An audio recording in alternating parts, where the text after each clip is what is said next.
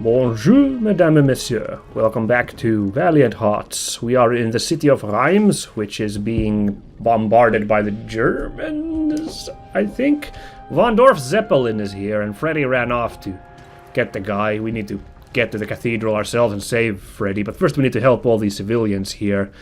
First of all, I almost missed a collectible little treasure here. I noticed it when I was replaying to this part. This game has it doesn't really have much of a save like in the situation. There's no checkpoint, so I had to play a little bit back to get to this part where we left off. I had to replay the beginning. That's when I saw this treasure over here where that one guy ran out of from that burning building when we cut down this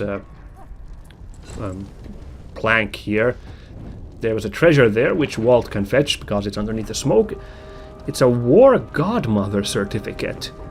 To improve morale on the front, an association was created in France in early 1915 to provide succor and support from behind the lines for soldiers without close families.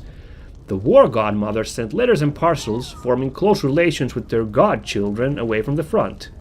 I've mentioned it already before, but I appreciate how much this game highlights the human nature and the kindness, even in something as horrible as World War I. That people were still kind of looking out for each other in ways like that.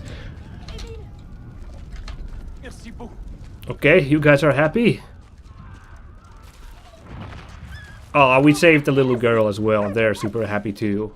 Oh, you're gonna help.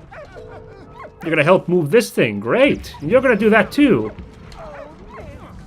Oh, thank you. Ah, not quite. We need one more guy, apparently, to move this thing. Oh, well, there's a situation here which calls for a switch, which fortunately I have on me, so let's go. Oh, no, this looks like a puzzle and a half if I've ever seen one. Aha! I'm beginning to formulate a plan how to get this switch up to that guy. But first, what's this blue? A pair of overalls. Practically all able-bodied men were mobilized at the front, but production still had to carry on. Women took over men's roles in factories and in other traditional male positions, working for much lower salaries. Some even held positions of responsibility and were involved in decision-making. This new role changed women's status in British society. That's right, we talked about it last time, the suffragette movement, which I forgot to look up when that is. Should I do that real quick? Don't worry, guys. I got this.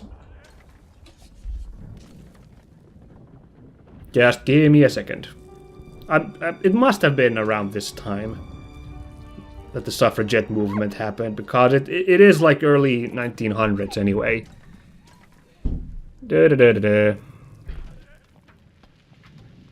Let's see. Late 19th and early 20th centuries. Okay, so that shit was already happening before the war, but it was happening way earlier. Oh, yeah. The Women's Social and Political Union was founded by Emilie Pankhurst in 1903, okay? So that's way before the war, but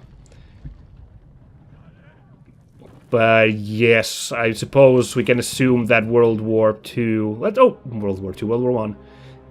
This is from Wikipedia. At the commencement of the World War I, the suffragette movement in Britain moved away from suffrage activities and focused their efforts on the war effort, and as a result, hunger strikes largely stopped. Right, so my apologies to all the suffragettes out there. You guys were already doing that earlier than World War I. However, the suffragettes' focus on war work turned public opinion in favor of their eventual partial enfranchisement in 1918. So yeah, that's basically what World War I happened, is basically helped the suffragette cause. Groovy. Oh, I need to... Okay, damn. I need to lower that first. Why did I leave that up there? I'm being silly. But did it just auto go up there? Let's see. No, it didn't. Okay, Walt. No, wait, no, Walt. Whoa. First things first, Walt. You can have the switch. And you can go on the Popovator. Okay. I can do the puzzles. I am good at the puzzles. Okay, Walt, help out the guy.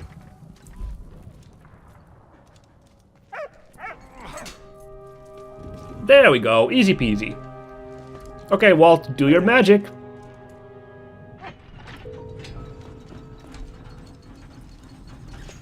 Oh, fantastic. Okay, pull that switch one more time, would you? Because I'm pretty sure there are some collectibles to be found on this floor. So I will check it out myself.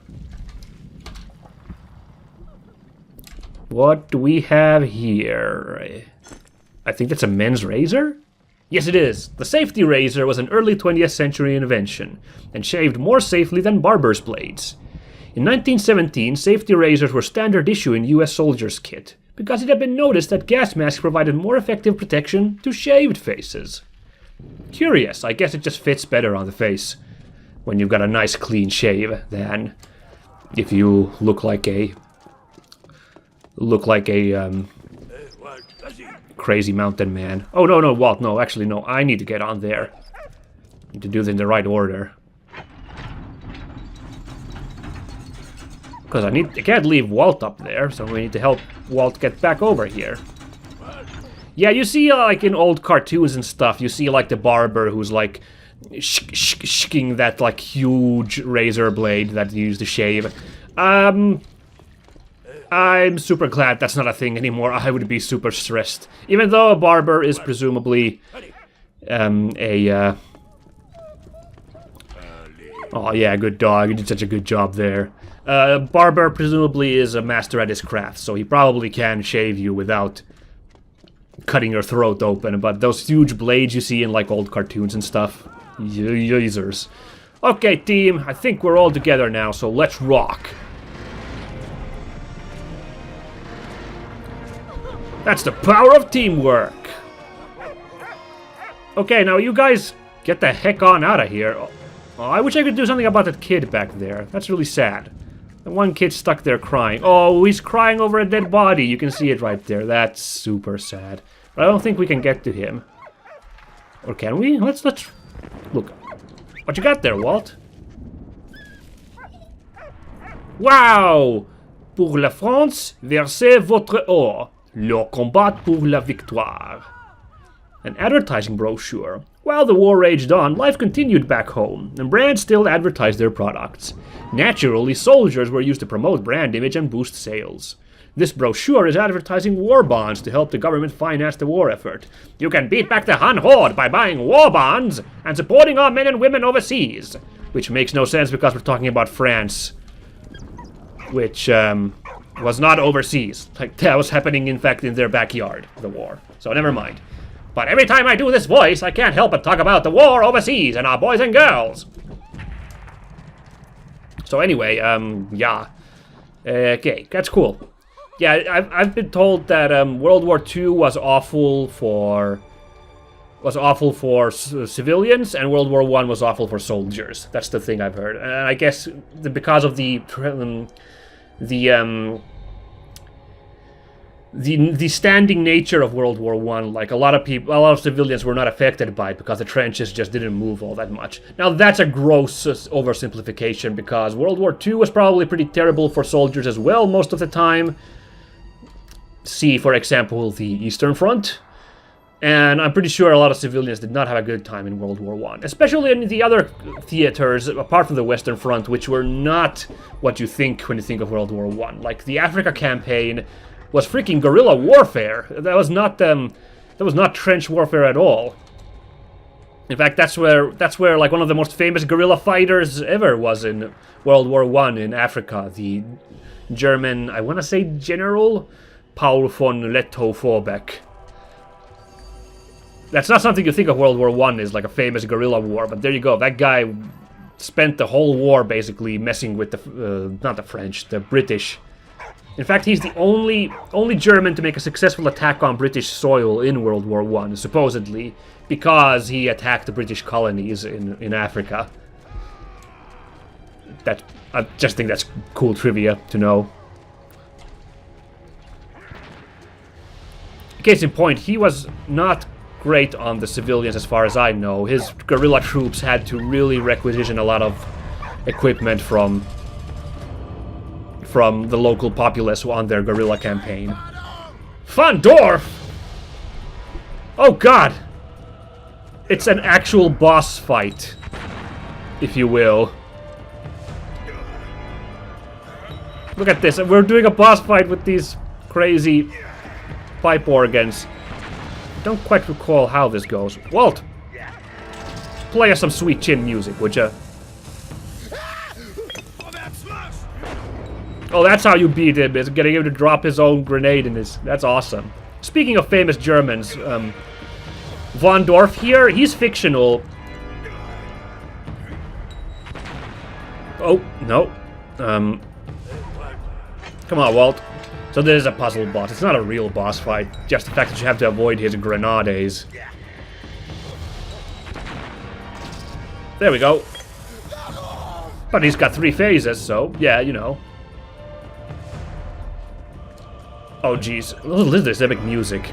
Yeah, he's fictional Von Dorf, but he's based on a famous German commander, General Paul, not Paul, that was Paul von Lettow-Vorbeck, General August von Manneken, who claims that he was a one of those unbeatable, unbeaten soldiers.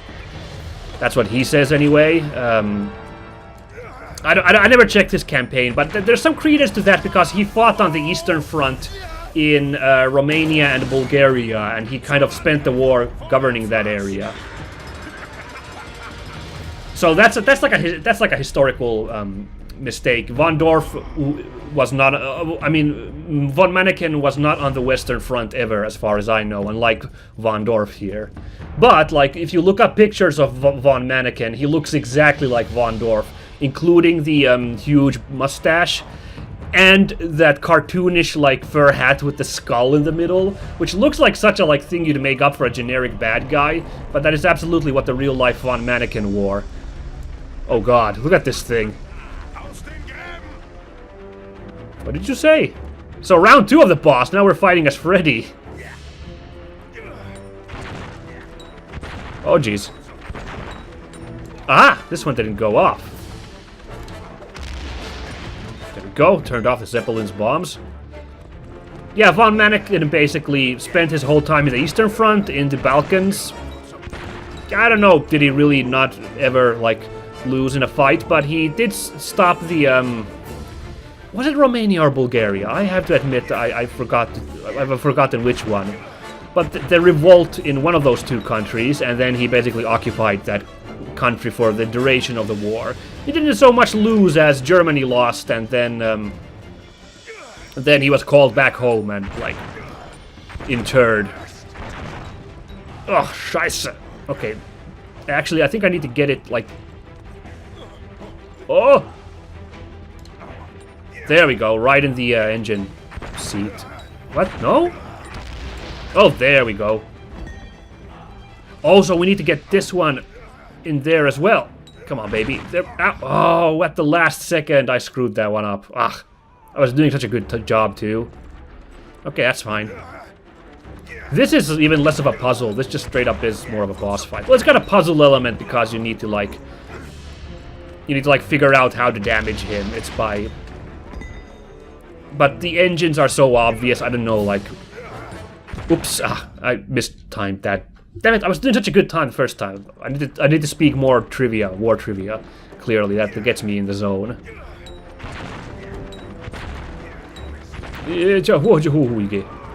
No, let's just focus on winning him for now. Okay, what else you got, Von Dorf? Oh, man, he got me in the corner. Ah, man. I need to do way. I should not let myself get corner trapped. Is it that he? Okay, I think I see. I think he throws it wherever you're standing at that moment. It doesn't look like he throws it in much of a pattern. It's just wherever you're standing at that precise moment. I think. Yeah, that's what it looks like. So never mind. That's. I thought he was throwing in a more, like, broader area, but there we go. So I really don't want to go in corners because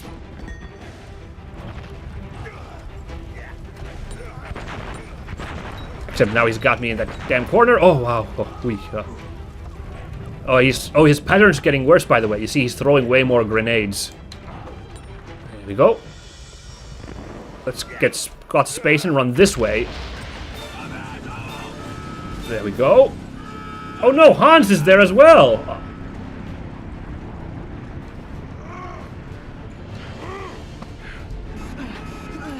Everyone's here. Oh no, and Anna's here too, and Walt. Look at this. The whole gang's all together. Like, I kind of wanted Von Dorf to go down, but all those other guys, I don't. Oh good, we got a late title card. That's kind of weird. Actually, I forgot that happens. Oh, that's because we finished with chapter 1. Alright then.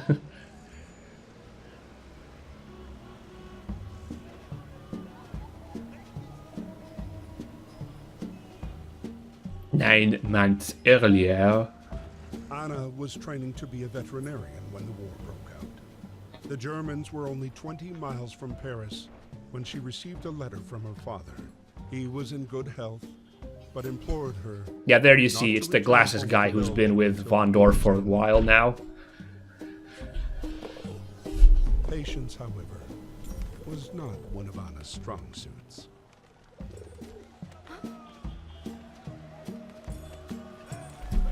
Okay, here we are in Gay Paris. And we are actually playing as Anna. Isn't that neat? Well, I shouldn't say that, all of these are playable characters, because you don't get to play as Marie at any point, so that's just more of a perspective of the home front. But Anna is also one of the 4 playable characters in the game. That's neat. Let's see. This morning in Ypres, Von Dorf made us capture some scientist. The army is interested in his work, and apparently he'll help Germany win the war. He seems like a nice fellow, but it's hard to find out anything else about him. Von Dorf is keeping him closely guarded. Not a day goes by that I don't think about my Marie and my little Victor. I haven't seen them for 8 months now. I miss them so much. And then, meanwhile, Freddie is like, those freaking shells nearly did it for me. There's no way I'm giving up so close to my goal. Apparently their leader's called Von Dorf. I'm gonna meet him. Everybody else are just pawns in this game, just like me. Wow, that's an interesting perspective. Carl is alive. I caught sight of him flying a zeppelin heading south. We're going to look for him again tomorrow, with Anna and Freddie. Cool. Okay, well, let's get to work. That was all later, because now we're back to the start of the war. This is one narrative thing I don't know. I don't know how to feel about. Oh no, we're locked in here. That damn pigeon has the key. Let's see. I don't know about this flashback nature. Did we need to do it in this order? Let's see. Oh, I forgot to do the... Okay, let's read this first. The inkwell. Ballpoint pens were not developed until the 1950s to 1960s, so soldiers used a quill or nib to write letters. Ink was poured into an inkwell into which, in order to provide enough ink, the quill or nib had to be dipped regularly. Oh boy, that sounds like a hassle. I did a course once in high school on drawing. I did like an elective course on drawing, and it was supposed to be like pencil drawing, but we did have to get an ink and I think a nib. It was not a quill. I think it was like a nib pen. I do remember working with that. It was interesting. But I kind of remember thinking, like, what's this got to do with pencil drawing? But hey, it was pretty fun. I shouldn't complain. Anyway, yes, as we find out, in September 1914, the Germans were like super close to Paris. I mean, the government had already fled to Bordeaux, and yeah, Belgium was occupied. But yeah, Ypres and Isère were kept out of German hands.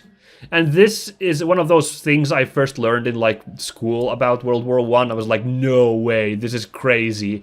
Once the Germans got super close, they realized we need to get every troop we can have available to stop them before they get to Paris. So freaking they hired like a bunch of, basically every taxi in Paris was hired to run all the troops they could up to the front lines. And okay, this mentions that Okay, so only 4,000 were actually transported in the taxis, 3%, but the impact on the public was huge. It was like a symbol of solidarity. So the morale thing aspect of it is huge. But it's just one of those events which sounds crazy.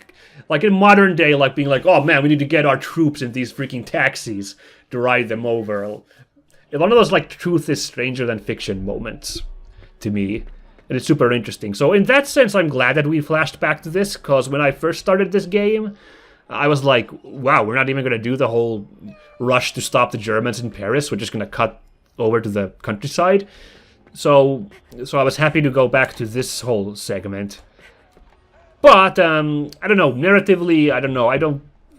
I'm not a huge fan of, like, disjointed narrative. I mean, I'm not going to say it doesn't have its uses, but, like, the one Hellboy animated movie with its, like, frequent flashbacks is super cool. But in this case, I don't know if you could have just done Anna's story, because the way Anna was introduced last episode was super random as well, her just randomly riding in. Ah, nuts. That didn't help. I'll have to give it another go. I hate to throw at this poor pigeon these coals, but I need that key. Also, I need that treasure over there. Okay, well, I dropped the treasure to the bottom floor, but it's not going to help me unless I can get it from this pigeon. Okay, he's right above me. There we go. Just need to light it up when he's above the balcony. Yeah, so I'm just thinking maybe if you somehow like put this scene like a meanwhile elsewhere, like maybe the scene where Emilie gets wounded and you for a second you're like, oh my god, he's dead already. Maybe like fade to meanwhile in Paris and then play this scene rather than this late. I don't know. It would make, like, Anna suddenly showing up in that car last episode a little less weird. Like, it's such a, wait, what is going on? When she, like, crazy taxis over and you jump in on her car. But, yeah. Well, let's not go outside quite. Yeah, let's go see. Hey there, little kid. Oh, I found a treasure. A letter from a Belgian civilian in Paris.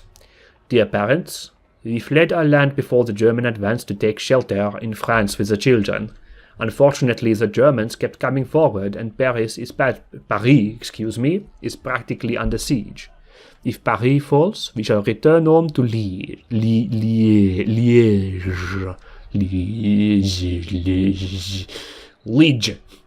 Your dear daughter, Mathilde. Are you Mathilde? You look like a lot like that kid we saved in the previous, in Reims. Are you the same kid or just a palette swap? I don't know. One of the things about this game is you've noticed the kind of funny hair over eyes art style in this game. There's not a lot of characters with eyes you see, but these kids have eyes on them that you can see. I've heard an actual like analysis that it has to do with some sort of like theme of innocence. That only innocent characters you can see eyes on them. Like, you can also see Walt's eyes, and he's a dog, because, you know, dogs are presumably not villainous.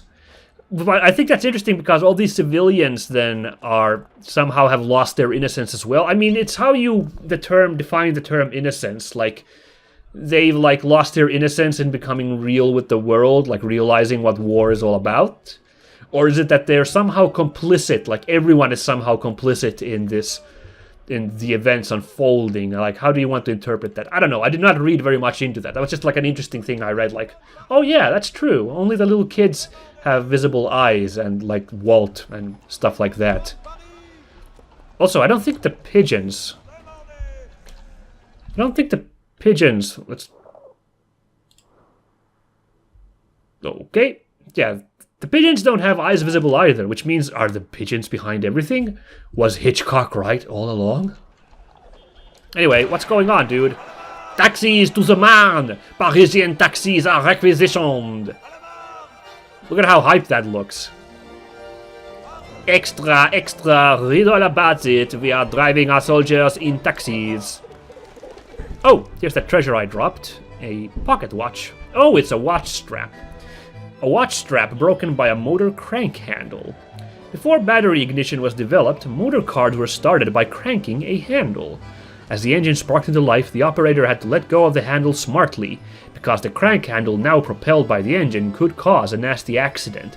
Oh yeah, you see that in old cartoons as well, is the big handle at the front of the car and you have to wind it up, and wow, how did you then get rid of the crank? Because the thing would then be spinning on its own. Or was the idea to just leave it spinning there? Oh gosh, I don't know anything about old cars, now that I think about it. Okay, well you guys have fun with your taxis. There's a triangle hole here in this fire hydrant. Oh god, I almost forgot the word for that. There's a square peg here. There's a cross peg right here. Can I pick up this? Yes, I can. Well, that was easy. I didn't need to use my cross-shaped thing to move it. Hey, there's a treasure hidden here. Le Petit Journal. Newspapers. The main source of information was the newspaper. Radios were in their early days based on tube technology, and television did not exist. On top of local and national news, a new section appeared in the newspapers dedicated to the events on the front. Some newspapers also published daily listings of POWs and war dead.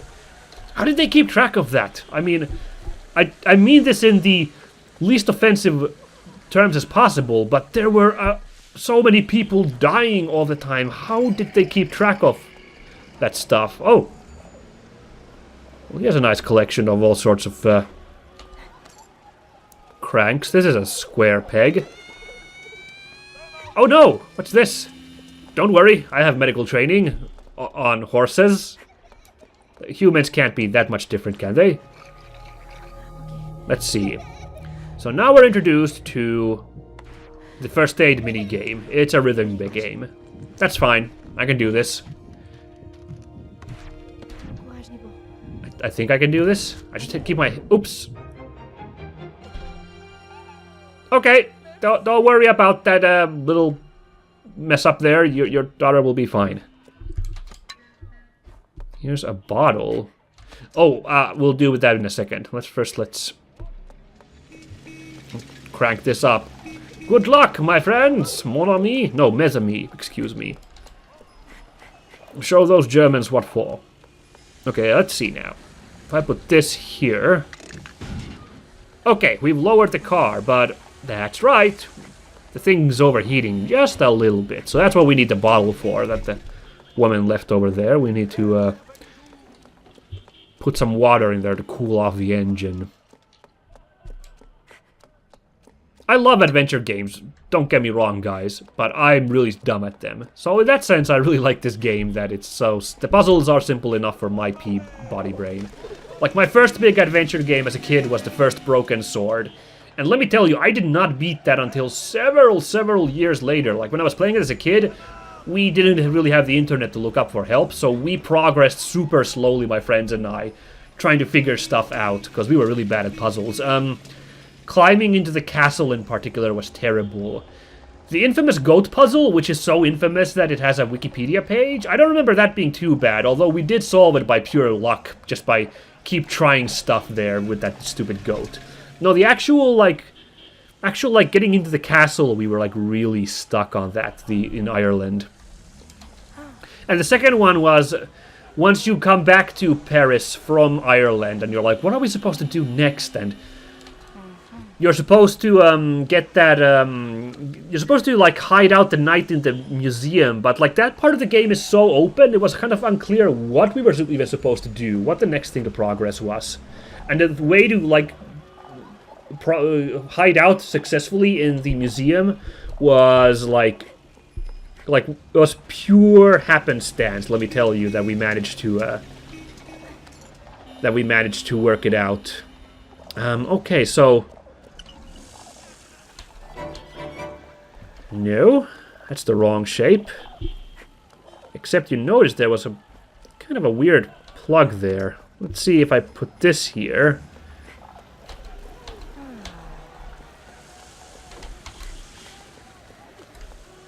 Oh, no, I got it working already. Never mind. Okay, I thought we had to, like, combine these two because it was kind of the wrong shape. But there was a triangle shape in the middle of that star shape, so we got the water working.